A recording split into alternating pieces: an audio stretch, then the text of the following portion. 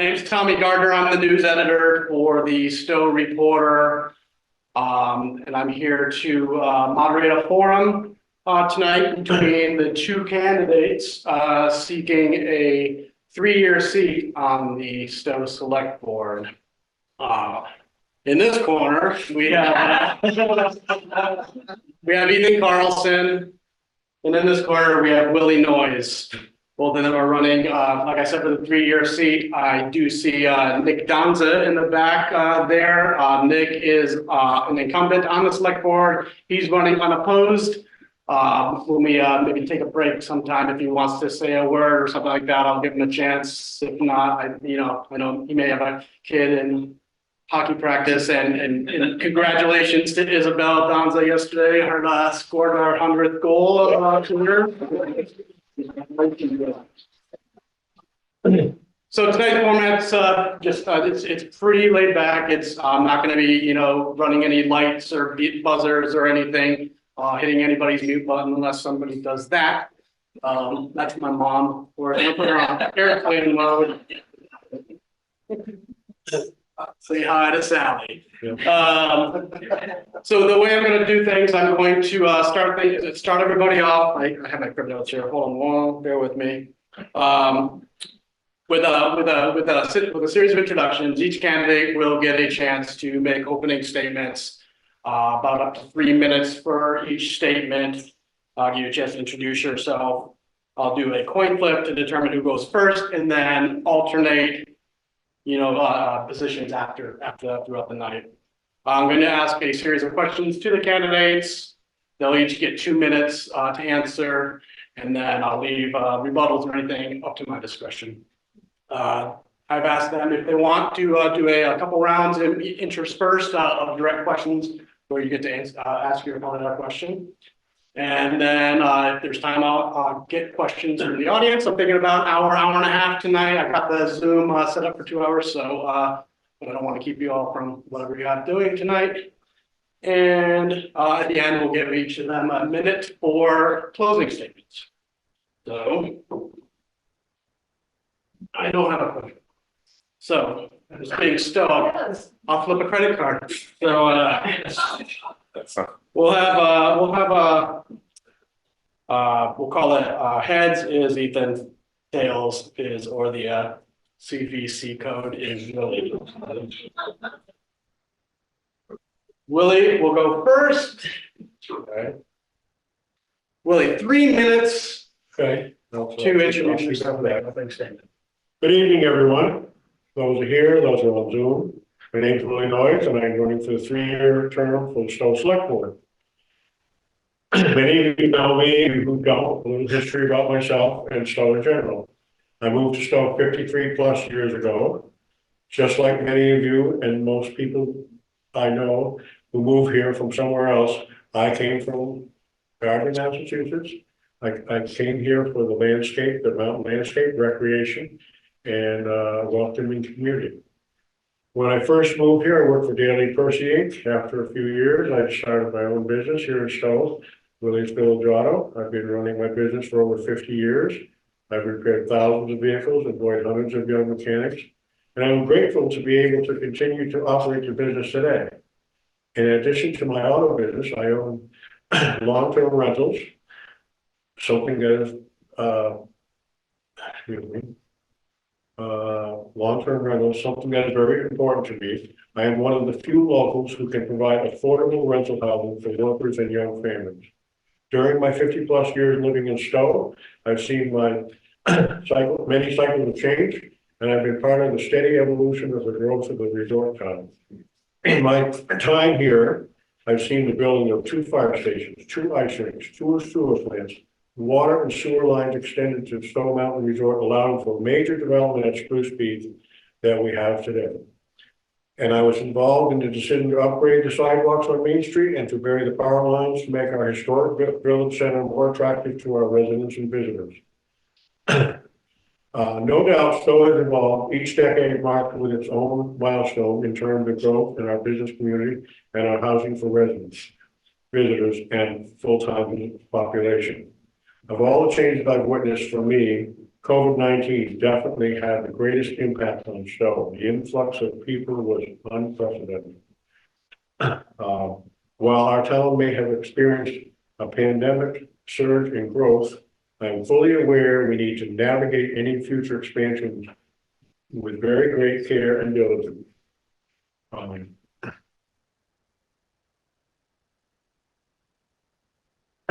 Planning is a, let me make sure I'm doing this right.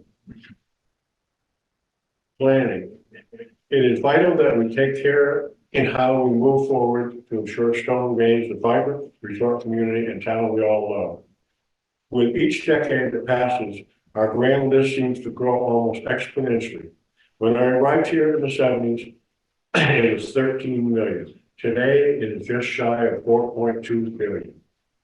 Over the same period, our population has more than doubled, growing from a steady number of around 2,300 in the 70s to over 5,000 in 2023. The growth of in our municipal budget reflects this significant growth from a budget in the 70s of under 1 million to a figure of more than 16.8 million today. Over the years, the complexity of running the town has increased tremendously. I experienced it firsthand during my time serving as a select board member. I understand the intricacies of running a municipality. It's much like maintaining a well-tuned engine.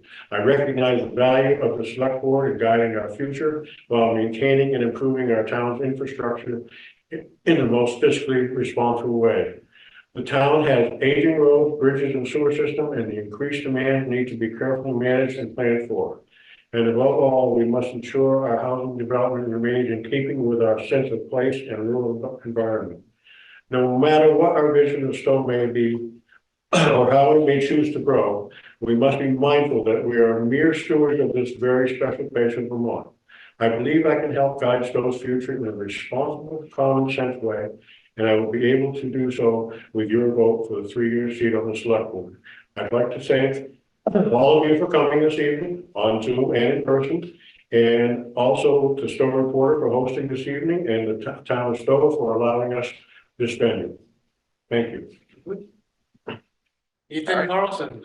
Awesome. All right. Well, I'll also start off by thanking Tommy and the Stowe Reporter for putting this on, and the town for hosting us in this venue, and also for Willie Noyes to agreeing to come and do this, forum. It's not every day that we do this in town politics, but I think it's healthy for everyone to get to see what we're all about. For those of you who don't know me, I grew up in Middlebury, Vermont.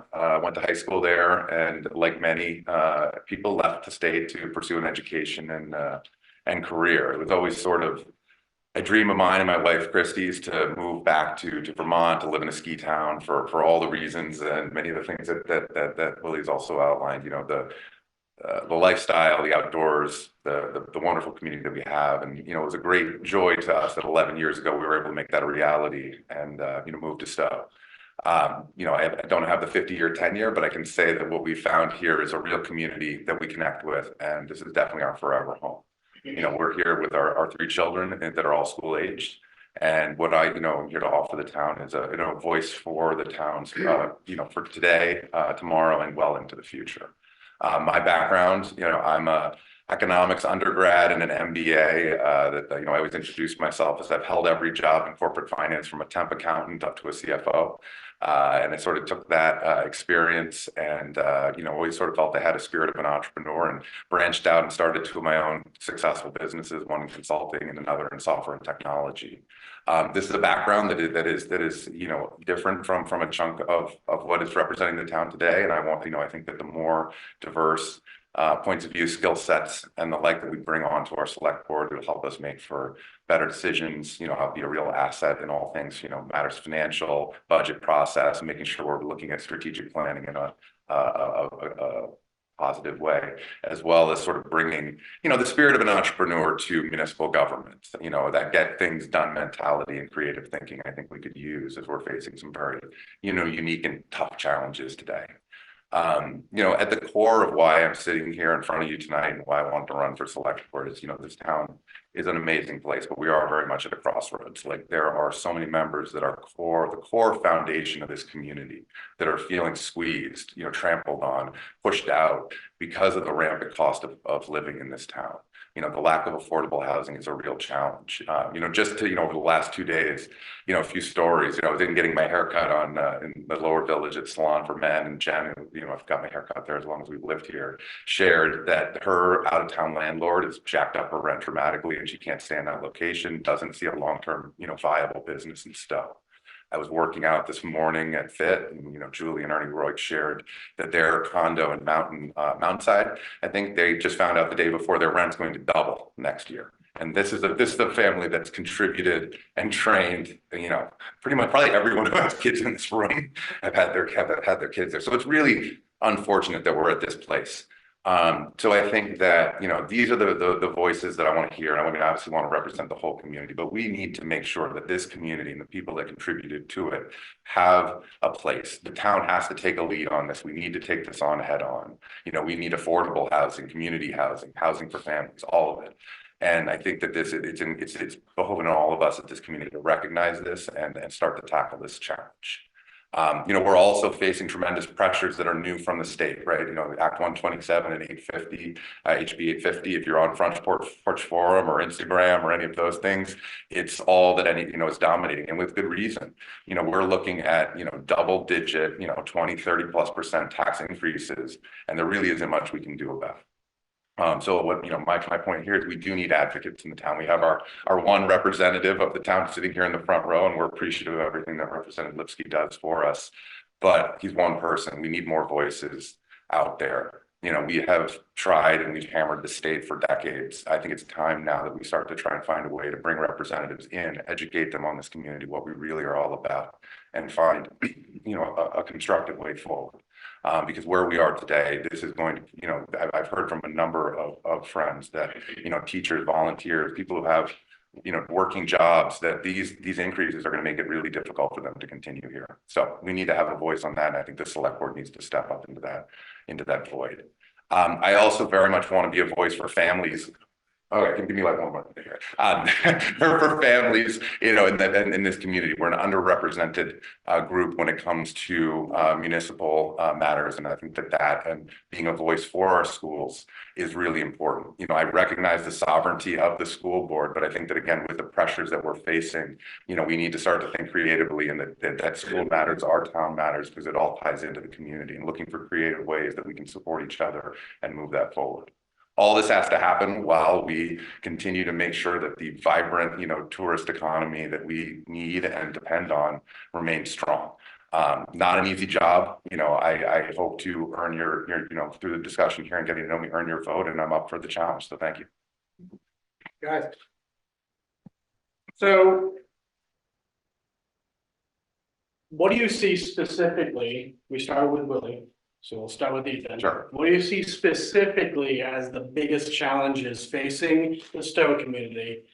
And what can you do on the board to make sure that the people who currently live here in Stowe full-time, a shrinking number, are able to continue doing so? Sure. I mean, I think I already hit on. And everybody here, the candidates. Okay. Yeah. I think, I already hit on what I think are probably two of the biggest topics, and it's, the lack of affordability in town, and also, the challenges we have with our school infrastructure. I think that those two things are core to people that live here. If you want to have a community, you have to have strong schools, and you have to have somewhere to live. I think that what we can do as a town is I think we need to take a really strong look at, and from a select board, if it's, commissions together the studies to look at where are there opportunities to take the lead. I mean, I had a conversation the past week with Noyes Housing Partners. They are excited and want to partner with Stowe, but the town has to take the first step because the land here is so expensive. So we need to look at ways to move that along. I'm an entrepreneur by my background. I've dabbled now in Moscow into development. I think we need to look at public-private partnerships to increase housing stock, and not just, because we don't just need affordable housing. We need, entry-level housing, or whatever the right word for it is, for the community. And I think we need to take that on head on, and we need to do it with responsible developers that care about the community or the character of the community. And I think we have many in this town that would fit that bill. So there's that, and I touched on at the beginning, you know, I think that the schools are a big challenge. I think that, you know, the school board and everyone I've spoken to there with our superintendent, they would love to see more both support from the select board and from the town. And I also think it's time that we look there as for opportunities to maybe redefine what is our school, what is municipal, and find ways to support them. Willie, do you need that question repeated? Yeah. I see what is the biggest specific challenges facing the Stowe community, and making sure that people who live in Stowe, which is a relatively shrinking number at this point, who live here full time, are able to continue to do so. Well, I agree with Ethan on a lot of his points, but affordable housing is a tough situation in a place where real estate is so expensive. And he mentioned the Lamoille Housing Partnership. They will not build in a place where there's municipal services such as water and sewer. In order for that to happen, Stowe in the next 10 years or so is probably going to have to either expand, which I don't think they have room to in their present location, a new sewer plant. And then it will expand the possibilities of having sewer capacity and water capacity enough. And we also have the contaminants in the water we have to deal with. That if the government changes their specs, we got a problem. And that's, you know, all this stuff has to be taken care of before the Lamoille Housing Partnership can build. We need more sewer capacity in different locations and water capacity. So that's my take. And as far as affordable housing, that's a tough one. You know, for one, the cost of building is so expensive.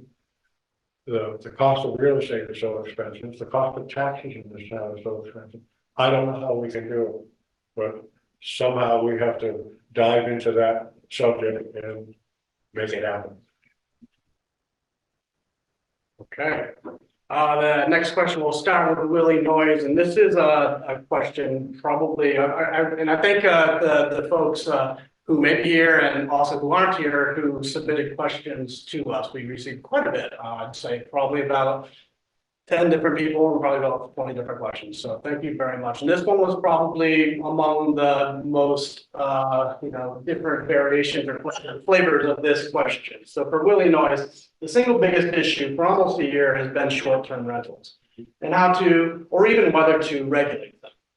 Versions of this question come to us from multiple readers. What can you do to protect locals who make a modest income off short-term rentals, but also clamp down on non-residents cashing in on short-term rentals and tying up valuable real estate? Well, I'm a proponent of short-term rentals. I own one myself.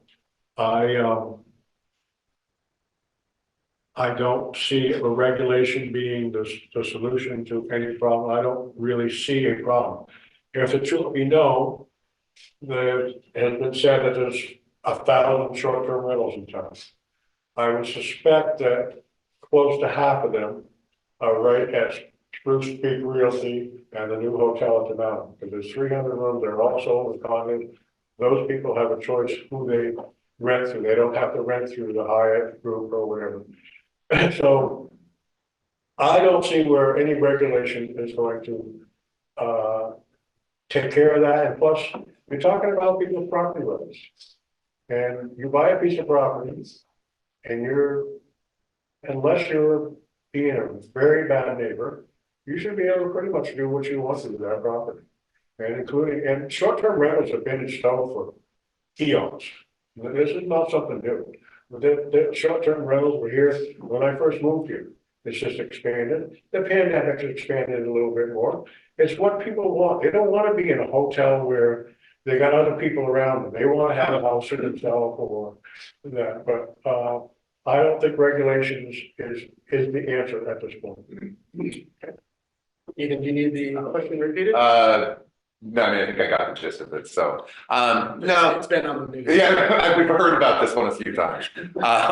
So I think that it's a really interesting topic, and I've been meeting with it seems like hundreds and hundreds of members of the community, whether over coffee or, around town over the past month. And there are a lot of really strong opinions on this on both sides.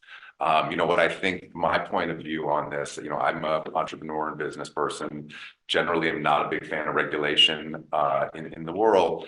I think that it doesn't always have the effects you want. And I think that we need to be very, very careful if this town were to look at this, because there are many, many folks in this community that it is critical to how they live in this town and deal with the affordability issues.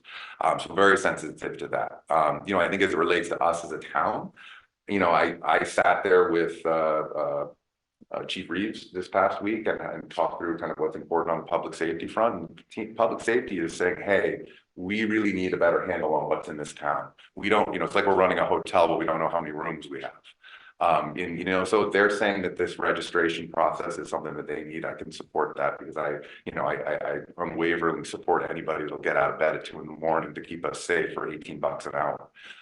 So I think it's reasonable to try and understand what we have. I don't think we know what we're dealing with, right? I agree. I mean, we had short-term rentals before we lived here. When we were in, my wife and I had a place in Killington. We rented that. It was a thing. I'm a property owner. I rent properties all along Moscow Road. I value property rights as well and don't want to intrude on them.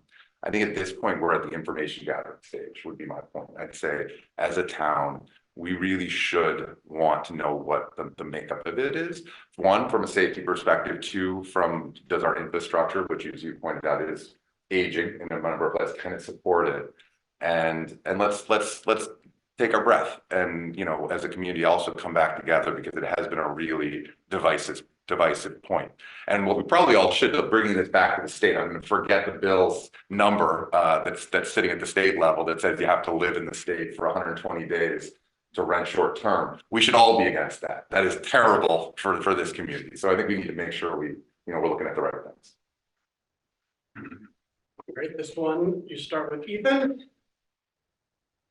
Ethan, folks in the public safety sector have expressed concerns about dwindling levels of volunteerism for fire and for rescue, and at the same time being understaffed at the police department, especially when it comes to the number of special events permits that are issued by the town each year.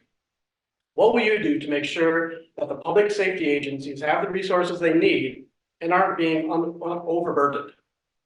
Sure. I mean, I think that's a really important point. And, if you look at the numbers, I think that, I think we have about 31, I think, total members of the fire department in UMass. I think, and I'm not going to know off the top of my head the number on the police. But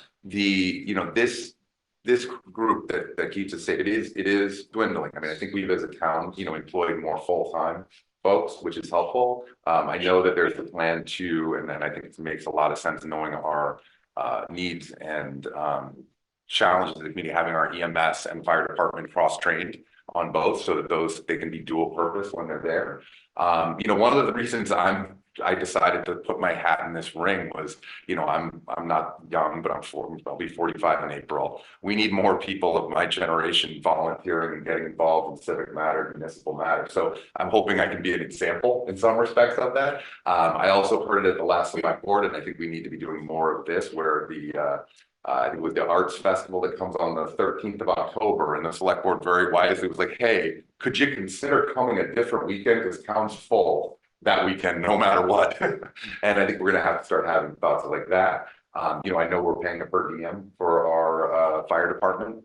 And I think we should look to continue that. And, because actually, frankly, probably could increase that dramatically and be a lot cheaper than full time. So I think there's a lot of things we can do. But I will, just to put the public at ease from my conversations with Chief Reeves, he said, he feels very comfortable with the staff he has right now, that we're in safe hands right now. I brought that question up as well.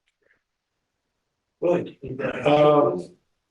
Yeah, with respect to the fire department, it's a really hard commitment, and people can't leave their jobs in a lot of cases. And I guess I just saw recently that the state wants to pass a law that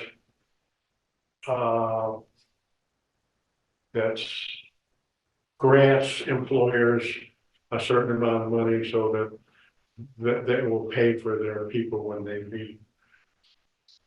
looks good on paper, but I don't know how effective it can be. Everybody's lives are just very, very busy. To get people to be able to respond on a volunteer basis, at what you said, the amount, the $18 an hour, whatever it is, when they're probably making 3 times that or twice that, is very difficult. I don't know how we can solve that problem, except what Lisa said, more per diem. Cross-training the two, I've been an advocate of that for years, but, most fire and rescue departments in the state and in the country, their people are trained for ambulance and fire, so that, if there's a shortage on one end, they can do the other. I think we really missed the boat when we gave the mountain permit to build a 3 multi-unit hotel and not have them have a satellite fire station up there. And they have people up there, God reads one of them, works up there. So they have the capacity to pull some people of ski patrol and train them so that if there's an incident up there, plus if you have an injury on the mountain, half the problem of the injury is getting the ambulance to them on a snowy morning. Where if there was an ambulance up there, or they would be able to leave from there instead of having to fight the traffic all the way up the mountain. But yeah, I agree with Deacon. We have some problems to deal with, and it's not going to happen overnight. All right, Willie, this question is actually directed specifically at you. Willie, you were previously on the select board for almost 8 years. Yeah. But then you stepped down just a month before town meeting day in 2022, leaving a seat that voters could not fill. Shortly before you stepped down, you were in the uncomfortable position of having to go before your own board, which was acting as the Board of Health, which ordered you to put one of your apartments or face times. Can you explain why you suddenly resigned and why you should be elected back to the select board? I resigned because there was a hostile environment between myself and a tenant. The tenant's lease ran out in September of 21. I gave them proper notice of 60 days that I wasn't renewing their lease because they had 25 chickens living inside my house.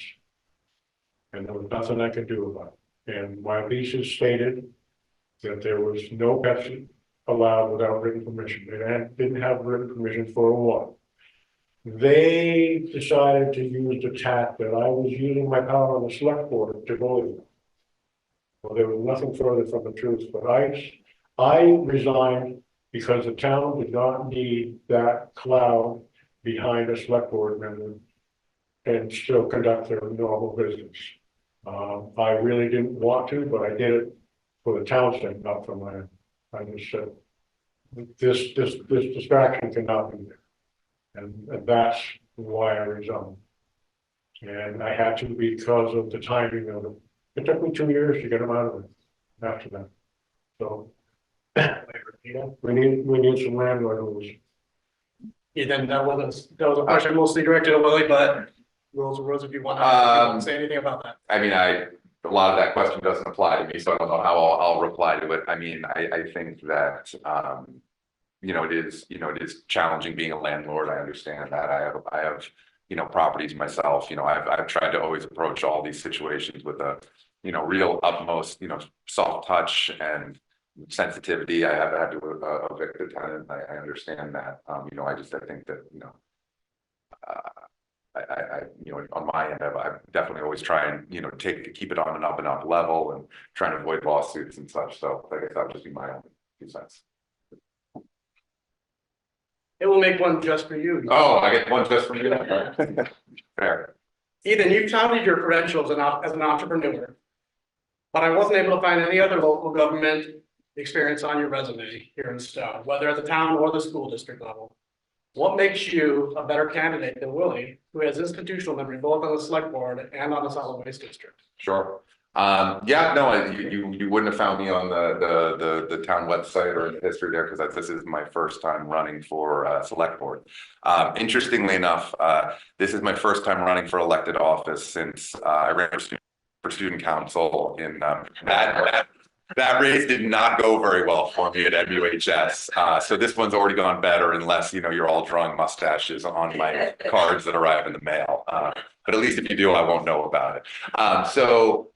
No, I have been active, it's a fair question. As I shared in my opening remarks, I'm bringing a skill set that will be new to the table and an augmentation. I am joining a select board where the two other 3-year seat chairs, one is I think in his 5th term and the other is a repeat selectman.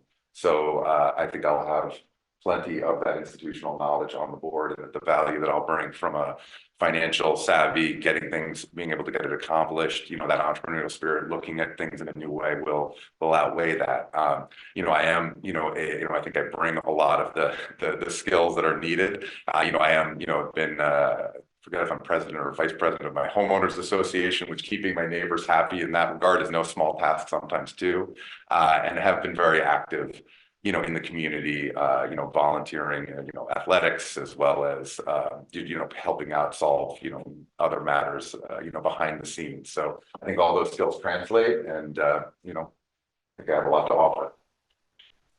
And Willie, that was a question for Ethan, specifically on his experience, but did you want to respond at all? Okay.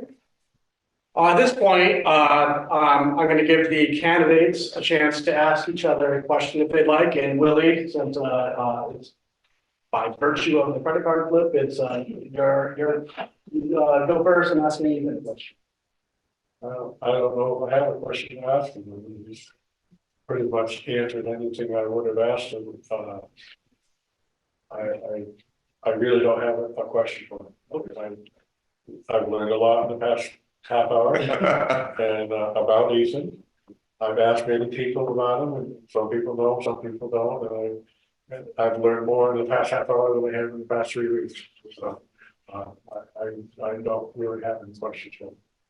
That lack of a question speaks volumes in a way. So, okay.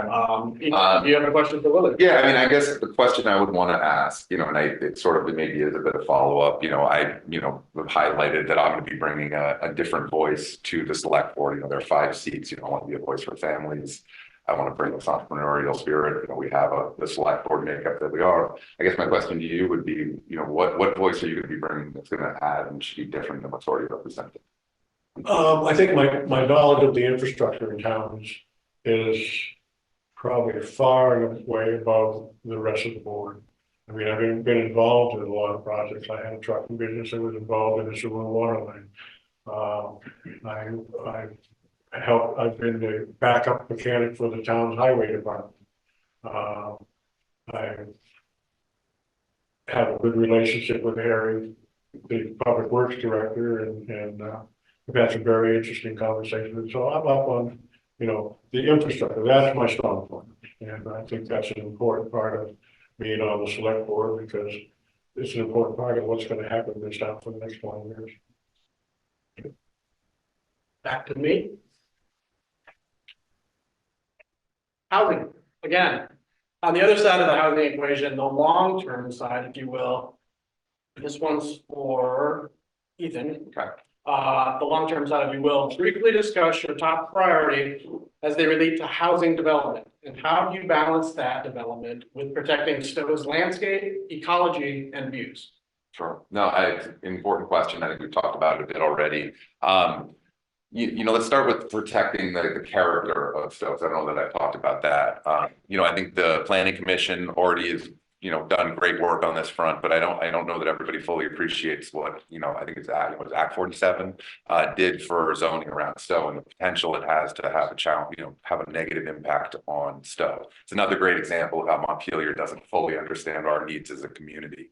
For that, this now basically says, and apologies if I don't have the exact modification from our zoning rules, but now a single acre with town water and sewer can have 5 units on it. So that means from the village all the way to the mountain, 7 miles of sewer is fair game for development unless we do something. So I think we need to be very cautious on that front. I think that the views, the natural setting, the environment that we live in, I'm a big backcountry skier. You won't find me happier than when I'm at the top of the mountain at 7 a.m. or, somewhere in the woods. We have to protect the environment. So all development, I think we need to be very, make sure we've got a handle on how we're going to maintain that character throughout the town.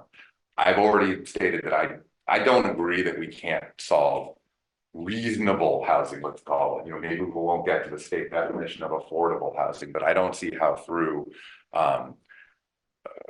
public-private partnerships, bringing in developers that want to, getting the town to maybe step up and extend water and sewer into places that make sense, that we can't tackle that. So I do think finding locations for some of that density, and maybe it's in the village where there's sewer, maybe it's somewhere close by, has to be a high priority. If you don't, again, I shared stories already there. That was from 24 hours of just walking around town and living my life. They're all over.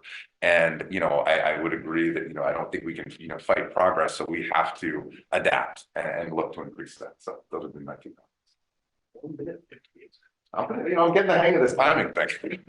So the one thing that the Ethan said there would be development all the way up the mountain road, that is kind of prohibited by the Act 250 permits that the town has, and only certain places can be developed on the mountain road. There was the Conservation Law Foundation made assured that there will be some open lands and not. I should have said there'll be much the opportunity for much more development. I don't know if there will be because of what the Conservation Law Foundation made us sign off on. I mean, we're going to have to probably expand sewer into territories that we really don't even know what they are yet, and they're going to be some lots that are going to be split in 2 or 3. Not right on the main street, but somewhere on a side street. Housing is a big problem, and there are no easy solutions, and it's going to take years to make the progress we need to get to where a working lifty or a bartender can afford to live in this town. And it's sad because we don't have a place right now. If you go to your house, you bought your house, you can't afford to rent that to bartenders and waiters and lifties. And the price of real estate has just exploded. And there are no easy answers to this housing.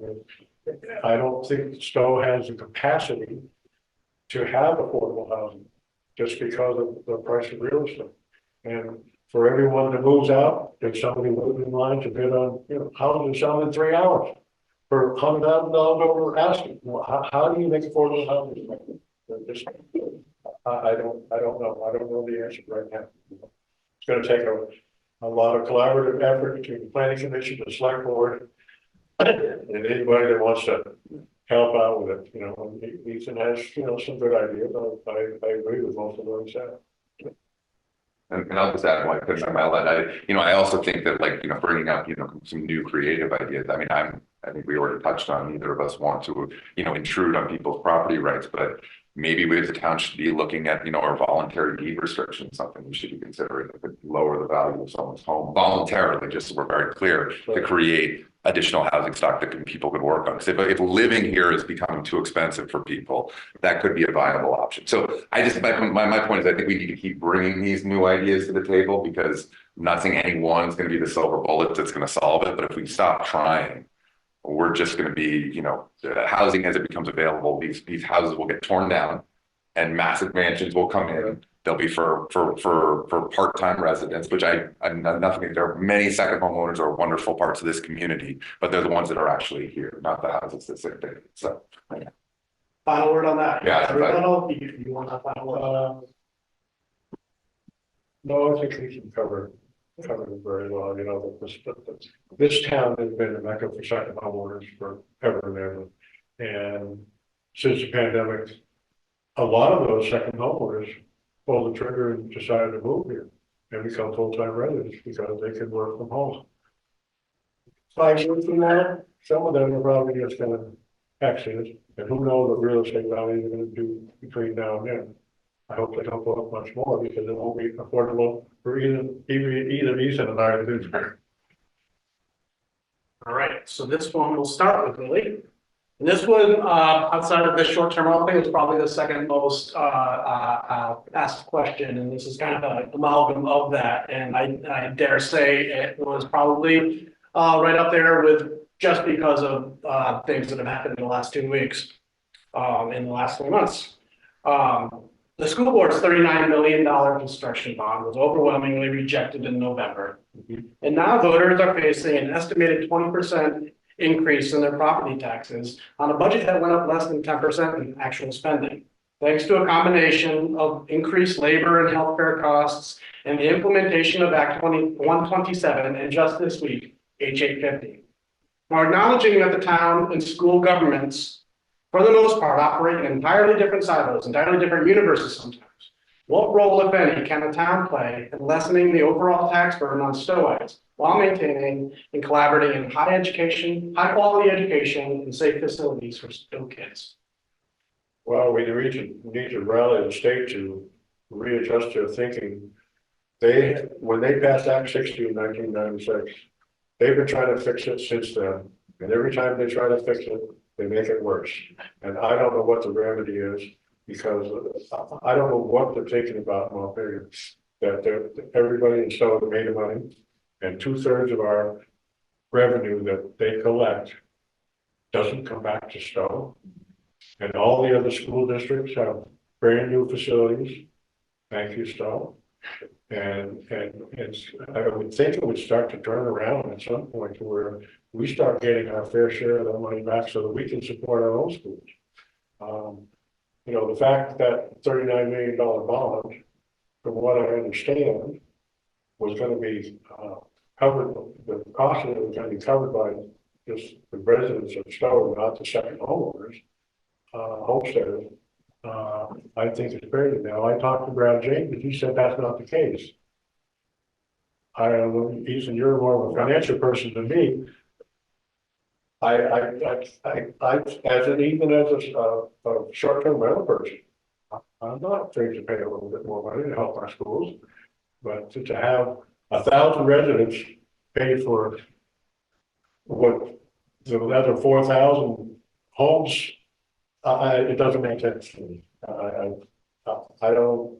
Somehow we got to get to our legislature, and it's kind of out of our hands. I don't think the Selectboard can have much effect. They've been trying for years and nothing's happened. I don't know what we can do. I wish I had all the answers, but I don't have any answers for that. Well, so I will start off. I would completely agree. The idea that 1,000 households have to cover a bond like that, which I do believe are the rules, versus all the households is wrong. Like that's fundamentally wrong. I think I spoke earlier that I firmly believe that the select board needs to be an advocate for the town with the state, along with our representatives, to try and educate them on what they're doing. I've been in correspondence with our state senators over the past several weeks on this. I've gotten 2 out of 3 senators to agree to come to Stowe and sit at the high school and hear for families, though they haven't given me a date yet.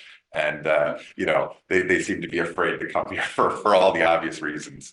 So I think that advocacy is really important, but I also think we need to recognize, I'd love to think we'll get our fair share. I also recognize the state we live in, and we're not going to get our fair share. So what has been the push on that front is, trying to, as part of this Act 127, 850, can we try and lobby? It probably won't happen, but the state to consider giving us more flexibility with our local option taxes, rather than just being able to use that on municipal items, being able to use that towards schools. We need to bring back the Stowe Education Fund in some way, shape, or form. It's unclear under today's laws if that's legal or not, but I think that it has to happen one way or the other. I'm a proponent, and I think we have the model sort of already in the elementary school, in that the school envelope basically is the building. The Memorial Park fields, those are town fields. We have many more tools in our toolkit to pay for anything on those fields. We probably need to look at the high school and say, hey, should we be doing the same thing there? It'll be complicated. I'm not saying it's easy, but that was a tremendous amount of the expense, and also a big part of why there was a lot of pushback against that. The bond is a ton of the money, or a chunk of that money, going towards those facilities. We could shift that and put that across the entire tax base of our $4 billion grand list. It's pennies on the dollar. I also look at that, I drive by the high school every weekend. I see that parking lot sits empty Saturday and Sunday, yet we have traffic jams. Could we be looking at expanding our public transportation, using that lot on the weekends, raise revenues towards the school that way, pay for the parking? Looking for ways. We've got these great assets. I understand that these two things operate separately, but it might be time, if we really want the community that we can be proud of, to start to look for, in the business world, the tag, synergies is the sort of overused word, right? So for those sorts of things, that, not saying that those are slam dunks and it solves all the problems, but it's a start. The state has managed to close just about every loophole in Act 60, Act 68, Act 127, 850, so that none of the funding ideas, other than what the state says is going to happen, will happen. They have we had an education fund. No, can't do that. We had the Freeman Foundation contribute. No, can't do that. The only way that you can do something, and in talking to Brad James the other day, I said, so what if a bunch of volunteers went out with a bunch of equipment and decided to volunteer their time? That's the only way that we can get stuff done without, if we're paying anybody to do anything, it has to go through the budget. It's just like our hockey team. They get a considerable $45,000 worth of ice time donated. And when I was on the select board before, I said, so what would that cost if we put that through the school budget? And David Jekyll finally stood up and said, 150,000. I knew the answer. I wanted somebody else to say it. And so you can't even give something to the school. We have an in-kind contribution from the school. We have a town meeting at the school. They use some of the facilities at the elementary school for the rec program. It's our way of dodging that $100,000. But other than that, you really can't do that. Well, again, I think that it's for us to now look at what, are the opportunities. I mean, I kind of jokingly brought this up, but why don't we just put sprinklers in the school? Life safety, to pay for it however we want. Let the state come and stop us. I'd love to see that headline, that the state is against sprinklers in our school, right? I think we have to challenge the status quo one way or the other. And we need to be prepared. We need to know the rules. We need to play. But I think if we really care about it and we want to have, we're not going to have a community if we don't have a school, right? We don't have a system that works. So, I think, maybe we'll hit a lot of dead ends, but I think it's beholden on us to really dig in and try. Okay. I'll go with Ethan with this one. This one was submitted, and this one is now for something entirely different. The Vermont arts sector generated $158.6 million in economic activity in 2022. Aside from the economic importance, what do you see as the value of art in this town, and how could the Stowe Arts and Culture Council help? Sure. I think that the value of the arts in our community, in any community, I don't think can be overstated. It's a tremendously, it's part of what makes living worth it, right? Enjoying great. So for those of us just joining us on Zoom, I don't know what happened. We have been recording this, and so I will make sure that I do see some people on there that I didn't see earlier, and I'm not sure if you caught the first half hour, 45 minutes of this, but we have been recording it, and I'll make sure that we push that out on our socials. And thank you for it looks like a good 20 or 30 people in the Zoom room right now for joining us. At this point, well, I don't know if you asked a question for Ethan at this point. We've learned a little bit more about him since the last time. I really haven't got a question for him. He has more than answered any questions I would possibly ask at this point. Okay, and then would you like to ask? Well, I feel all right. Let's see what we got. Promise is a promise. Promise is a promise. I said I'd do it. All right, and I can maybe answered some of my own questions if you want, but no, no. So I'd say, like, we've got, the town planning process coming up. Let's sort of, in our imagination, look 10, 15 years into the future, and Stowe's the perfect vision of what we want it to be. What would you see the contribution you're going to make in this next term that's going to be impactful in getting? Well, I would probably vote for most of the changes that they want in zoning that comes through the select board. And zoning is not one of my strengths. I depend on other members of the board and the planning commission to do a good job, and we trust in them because we've appointed them to their positions. So I don't really know what contribution I would have in that aspect, except that, I would be keeping an eye on the infrastructure and the things more than anything, and that's my strength. So does that answer your question? That's it. All right, now, I've got more questions, but I mean, I'm sure some of you in the audience, if you have any questions, I'd love to have you raise your hand. I can continue asking my own, but if anybody has a question in the audience that you'd like to ask either of the candidates, now's the chance. Just spectators tonight. Okay. Excellent. You're doing too good of a job.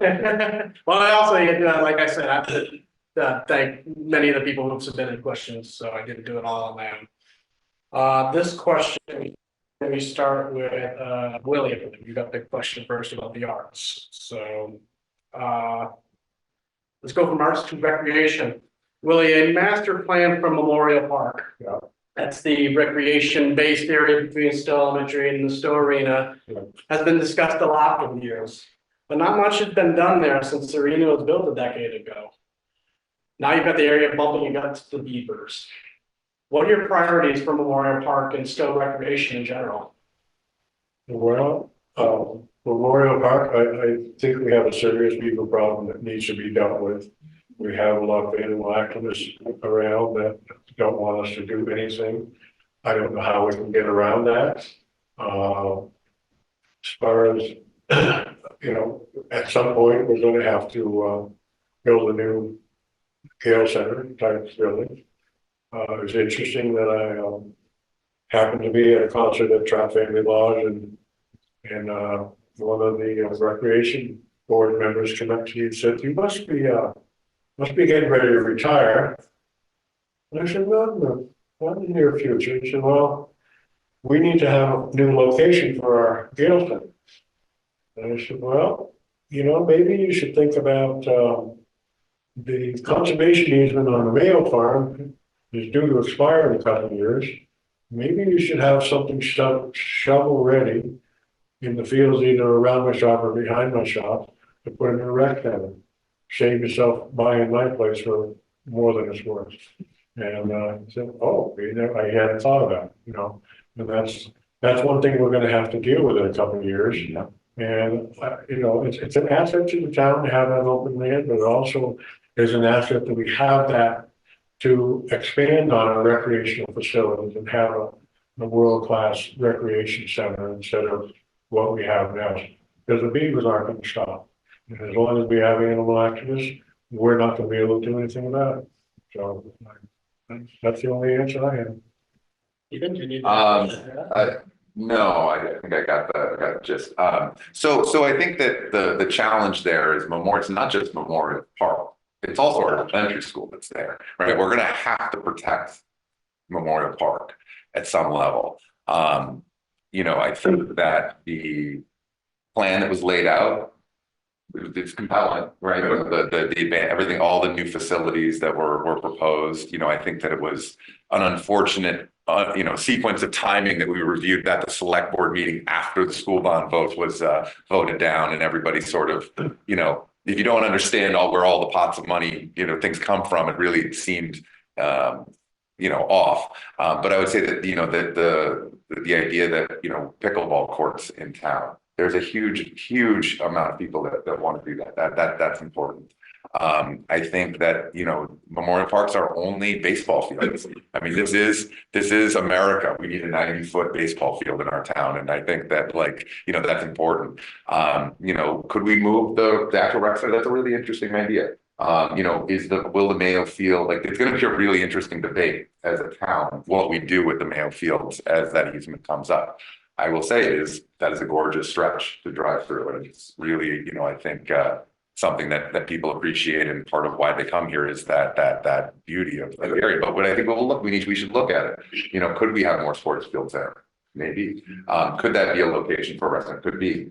I'd like to think there's a way that we can, find compromise amongst, the need to, maintain that piece of our property, as well as, dealing with rising water levels tied to beavers, whatever. I've heard there's a lot of things that can be done there. So, be interested to hear. And I think that was only recently where we tried some of the mitigation factors to know if that's having any. But I think that the Memorial Park plan is a lot of things that this town doesn't. I have a hand up in the audience. Yes, Joan. Hello, Beth Gadbois. Gadbois, me. The Memorial Park plan I saw at the Selectboard meeting is a beautiful plan. But my question to both of you is your opinion on where the pickleball courts are proposed to be located is town land, which would be an ideal spot for affordable housing. So would you pick pickleball courts, or would you be a supporter of affordable housing? Because as we've discussed tonight extensively, there is no land, it's all expensive, and this is something the town already owns. Yeah. Start with you. All right. I'm gonna throw it back at you and say, do we have to choose? Because, if you think about it, I remember, a number of years back, we had a broomball league that happened up at the mountain, and we were there and doing it because, I think it was Sam organized it, because it made guests feel like there was excitement and things happening. Can you have pickleball courts and housing up there? I don't know how much acreage there is, but could that be in the center? Could be interesting. I actually think that land, I don't know if there's an additional easement on that property or Act 250 that would prevent it. That is the back area. So what Beth is referring to is the land back behind the ice rink. That is town land. That could be a prime spot for, affordable housing. It probably would be an easy hookup to water and sewer, would check all those boxes. But I do think, pickleball is the rage right now, and that we do. But would you choose pickleball or affordable housing in that particular section? And I'm going to say the same to Willie. Okay. Again, there isn't. I think I led off with what's my impact for this community, and what do I think is most important is affordability. So I have to choose that. I would look to find another option too, though. Fair enough. Are you talking about the land where the rec department has their garage? No, if you go above the ice rink and behind it is where the proposal is with the recognition for new pickleball courts. I believe that, and correct me if I'm wrong, but I believe that is wetlands, and I don't know if we could do anything there. It's not wetland. It's not. I'm unclear what piece of property. It's the garages, as you noted.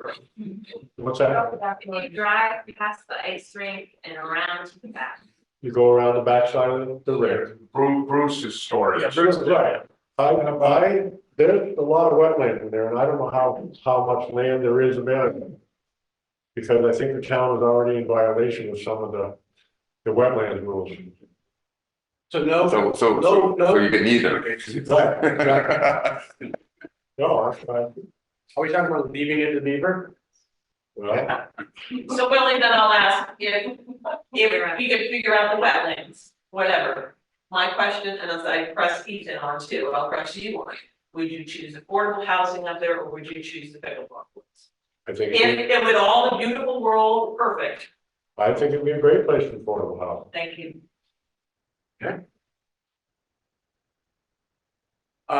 Ethan. Right. This one also comes from a reader. Thank you, reader. The town adopted a declaration of inclusion in 2022. And last time I checked, actually this week, I believe there were 135 towns in Vermont who have adopted such various but very similar declarations of inclusion.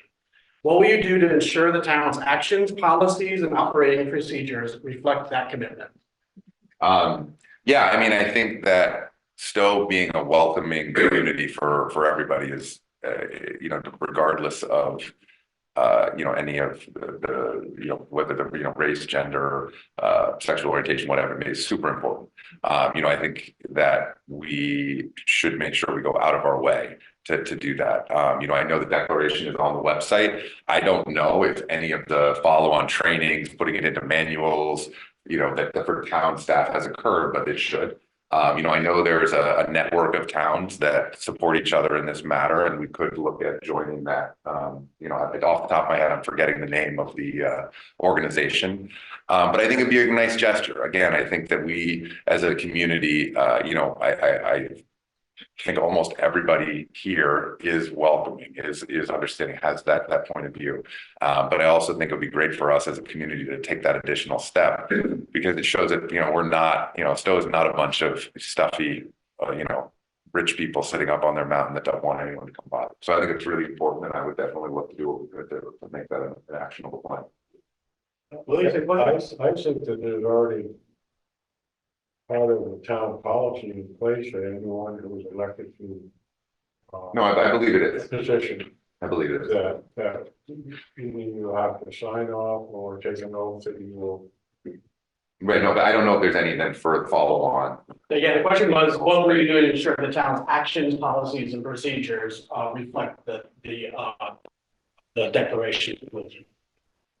You just have to look and listen, and if somebody's violating the provisions of that inclusion or whatever you call it, declaration that somebody should take them to task. And I don't know what kind of enforcement you can put in, but we have are you talking about town employees, or are you talking about town people?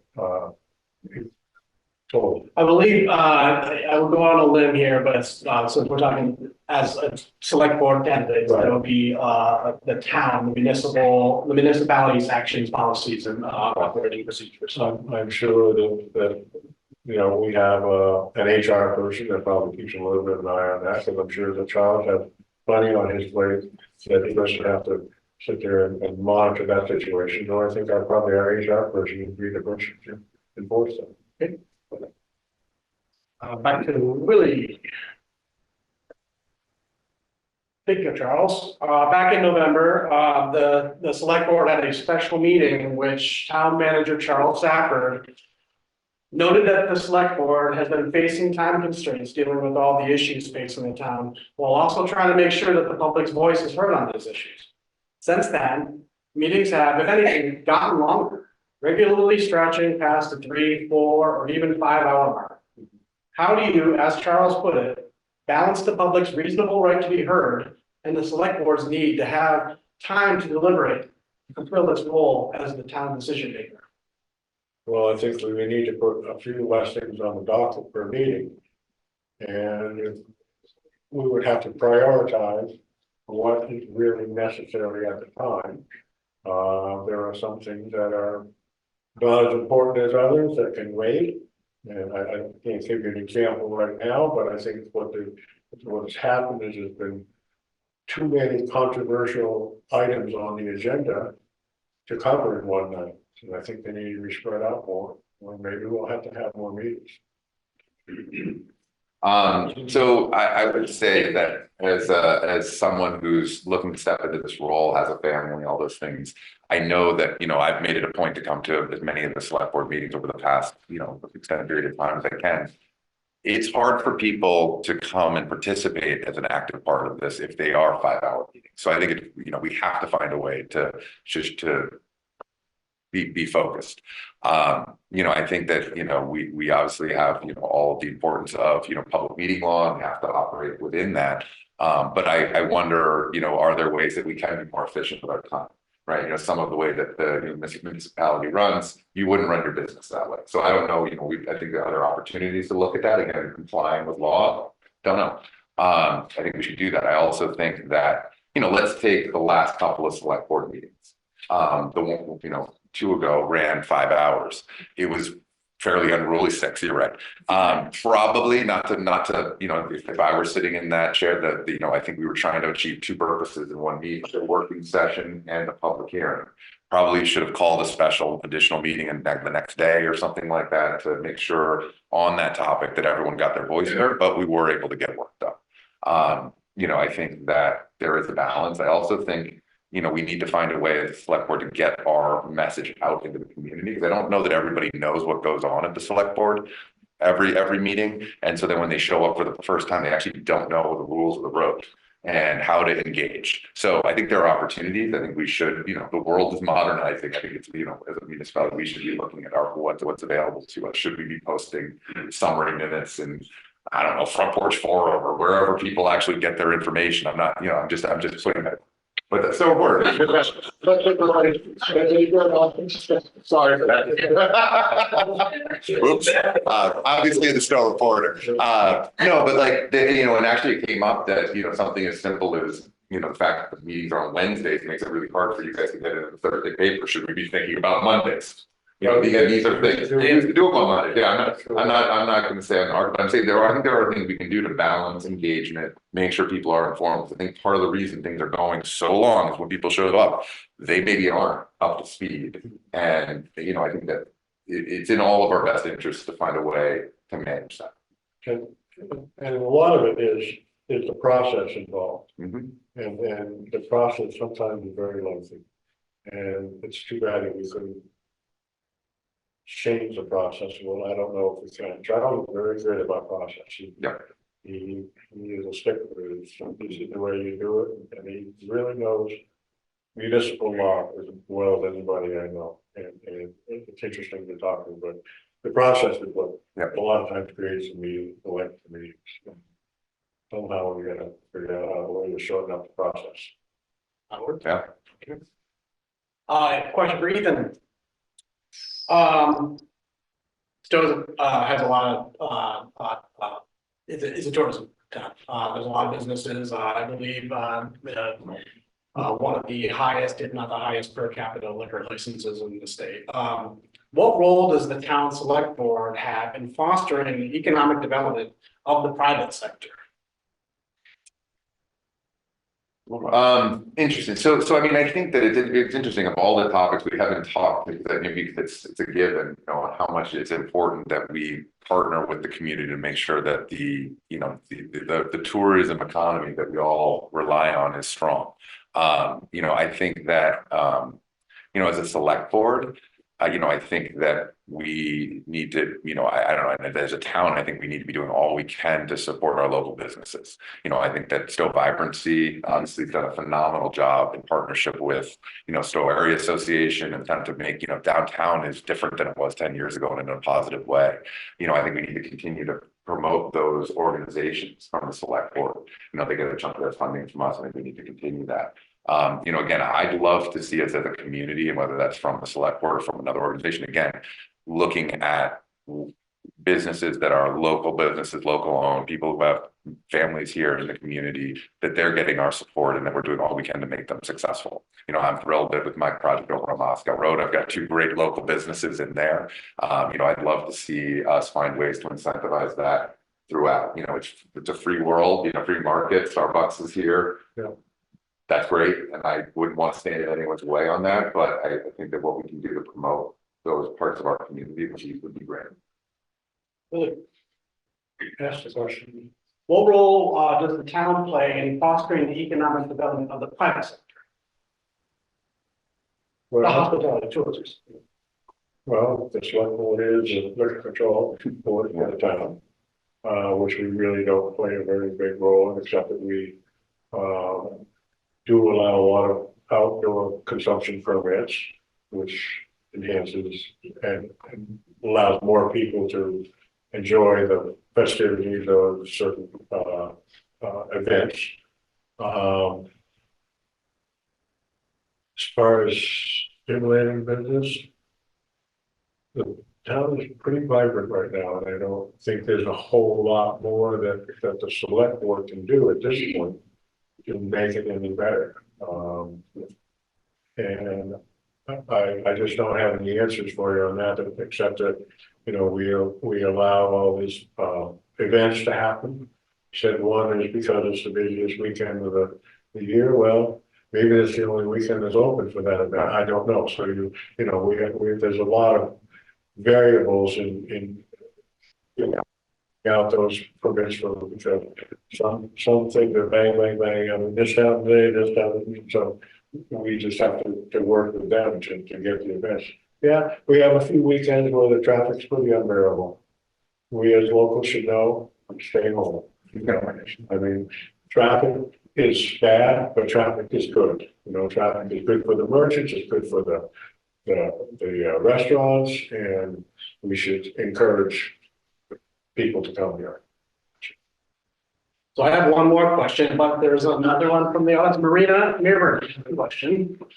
Hi, well, this was brought up, so I'm on the Stowe Energy Committee, and we had a survey to see what issues people were interested in, and one of the top things was actually walking and public transportation. Which sort of, like you said, when it clogs up, it's not just that we residents should stay home, though given our business, we're usually contributing to that. But people that come here, they don't want to sit in traffic either. So how can what's your view on solving very real traffic issues in terms of public transportation, bike lanes, walking paths? And this is a question for both of you. Sure. And I don't care. Ethan, start with that one. You got that one last, you got the economic development one, so start with Williams. Well, let's see. Most places where people come from to visit here have traffic problems. When you compare them to what we have for traffic problems, it's pretty minuscule. It doesn't happen all that often. We only have one road in and one road out. It's too bad that that's the case, but there's really no control of the traffic. Yes, I agree, we should have somewhere a little better public transportation, but that all costs money, and where does the money come from?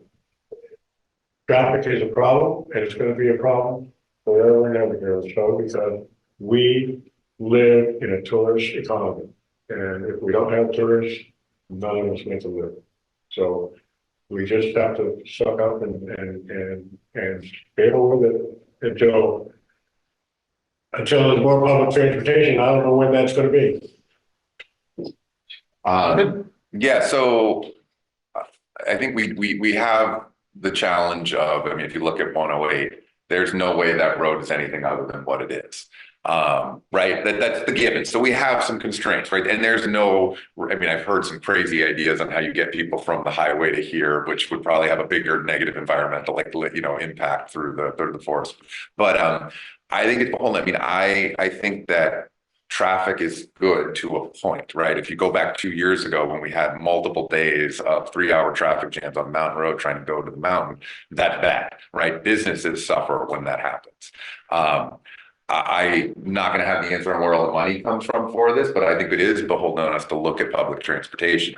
It all ties together, right? Business and economy, people, they leave the city to come here because they want to get away from the traffic. If we have traffic, they're going to, it's going to have a negative impact. So where's, do we need to improve our public transportation? We do.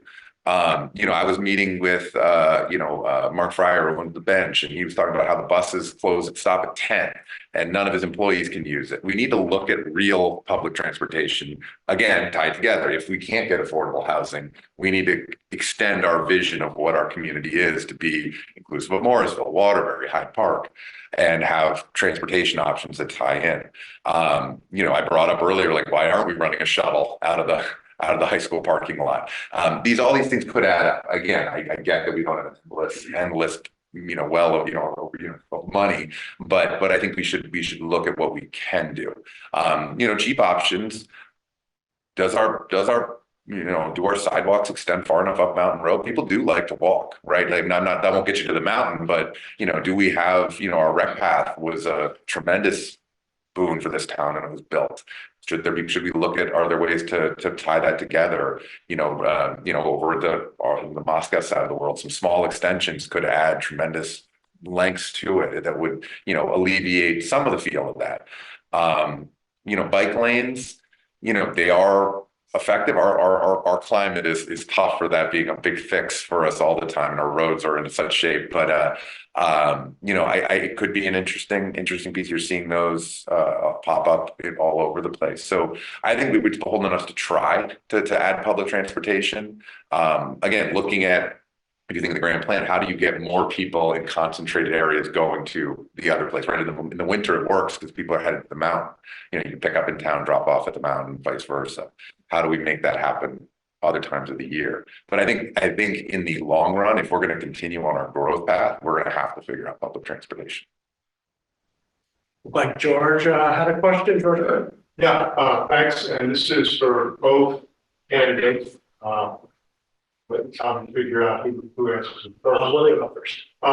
If you were elected to the select board, would you be an advocate for impact fees in our town?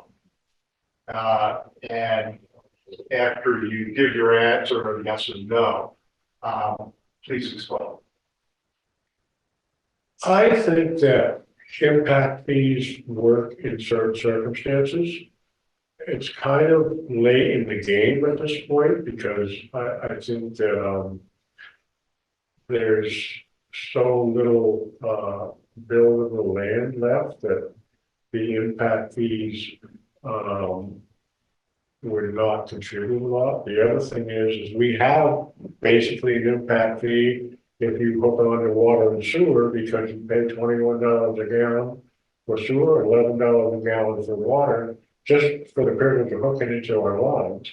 And then you pay a fee every month and plus your usage. So I don't know if impact fees are the answer.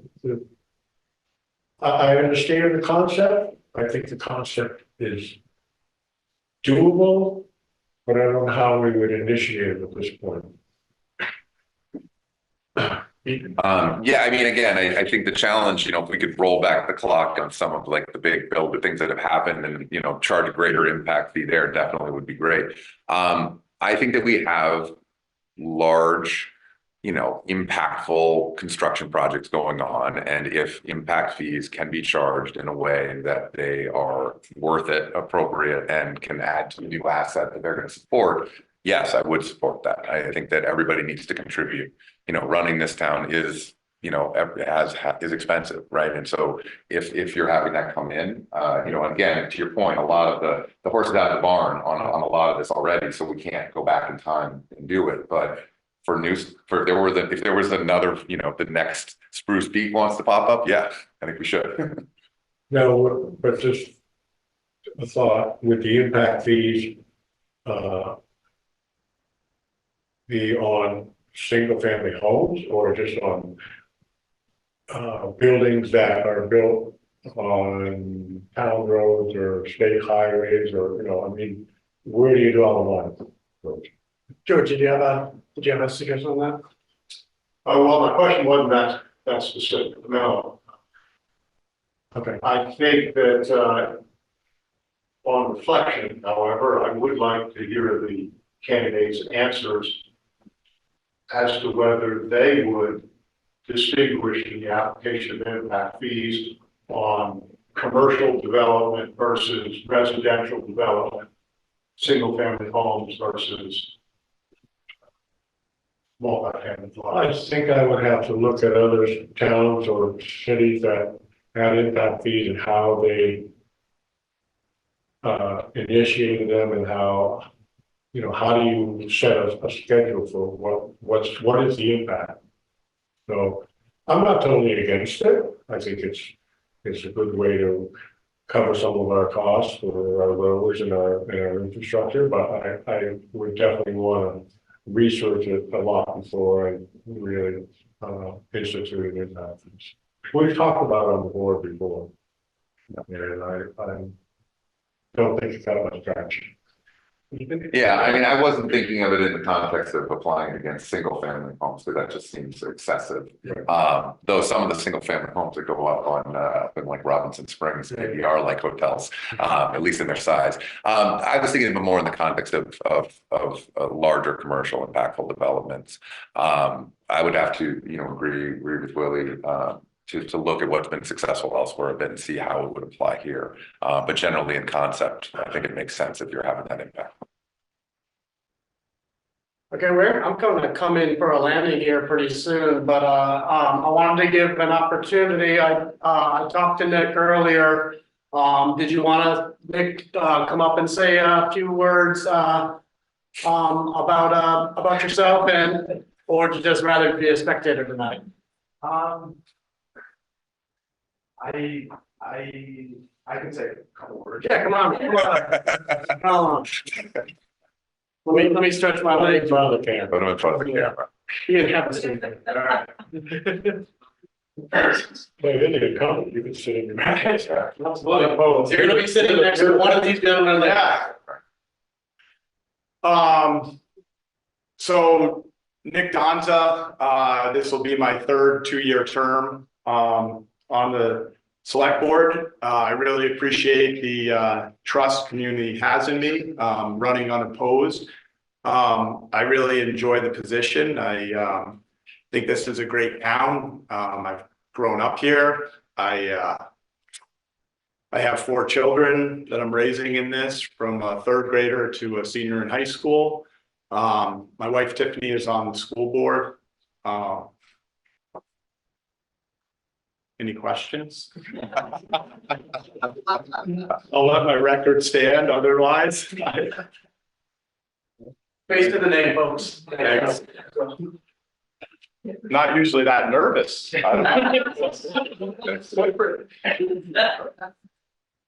So I believe this is the kind of like kumbaya moment, folks. The past year has seen some heated back and forth about housing. Sometimes so heated it makes one long for the quaint days of complaining about mountain road traffic. How do you propose bringing people divided over big issues together and maintain the cohesiveness and feeling of the community in Stowe? All right. I think it's a great question. I'm glad this one's coming up towards the tail end, because it does sort of bring it all together. At the end of the day, I think we all have to remember we're all part of the same community.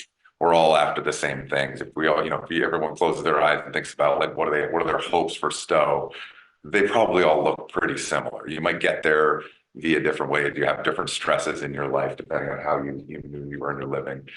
So I think bringing that stability back is really important. For me, I'm been in my role as a consensus builder. Ask anyone who knows me. That's what I do. I look to find that common ground consensus and listen to everybody. And I think that's the key, for a community like this, is that I think that on some specific topics, people felt like their voices hadn't been appropriately heard, and that causes confrontation.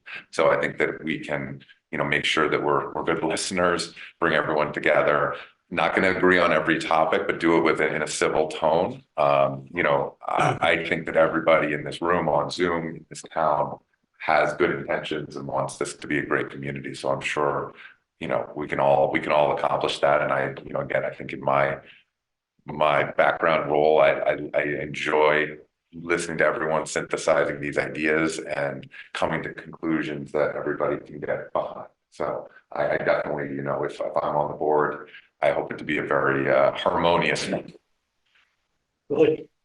I think one of the larger problems in today's society is that nobody is neighborly anymore. You used to be able to walk over to your neighbors, say hello, have a soda, have a beer. And instead now, the minute there's a small problem that could probably be cured by a single conversation, that it starts out with emails, and then they get nasty, and nobody talks to each other. And this is a real problem today. Nobody is a neighbor anymore. They're just out for themselves. And I've seen this get worse and worse. And the only way we're going to cure the problems of the social stuff in Stowe is if we all become neighbors and not just adversaries. And I see, well, this person's violating this law, go over and talk to them. Don't send them an email, face to face. Nobody knows how to do that anymore. And it's really sad to see that happening. And that's what's happening to our neighborhoods. It's not the short-term renters, it's not the long-term renters, it's not the homeowners. It's everybody needs to be neighborly to their neighbors and cooperate with each other and talk to each other instead of this all of them. I see it happen and it's sad to watch it happen. And it's getting worse and worse every day. Okay, so by virtue of Chase Bank, Ethan, you go first. 1 minute closing statement. All right, so I keep it. Well, thank you everyone for coming and listening to us and asking all the questions. I think that, clearly you've got two candidates here who present, a passion for Stowe, but a different background. And I think that, I'm bringing an experience that I think will be a new asset to the town, my background. And, I'm excited to bring that entrepreneurial spirit to our municipal government. You can count on me to, approach this position with the same energy I've approached this campaign, tirelessly getting out there and meeting people. I'm going to, look to be a real advocate for the parts of the community that are most vulnerable, that are feeling pushed out, and also for the families of this community that are definitely underrepresented. I look forward to, you kind of already hit on what one of my closing points was. I feel like bringing this community back together on some of these tough issues is really important. I am a big believer in building that consensus, and it's something that I've always done throughout my career, and I look forward to hopefully having the opportunity to do here for Stowe. Thank you. Well, I agree with everything that Ethan just said, and I bring my strengths of being past member of the board and knowing what makes the back door of this economy tick. And I think that I could continue to do a good job like I did before when I was on the board. It was unfortunate that I resigned when I did. I really didn't want to. But I think in doing that, actually, I think we gained a very good member of the board in Paco. And I hope to join him. If Ethan wins, well, he'll be joining him. So, I don't have much else to say. So thank you for coming and listening to us. And hopefully you've all learned something a little more about either one of us. And we'll see what happens on election day. Well,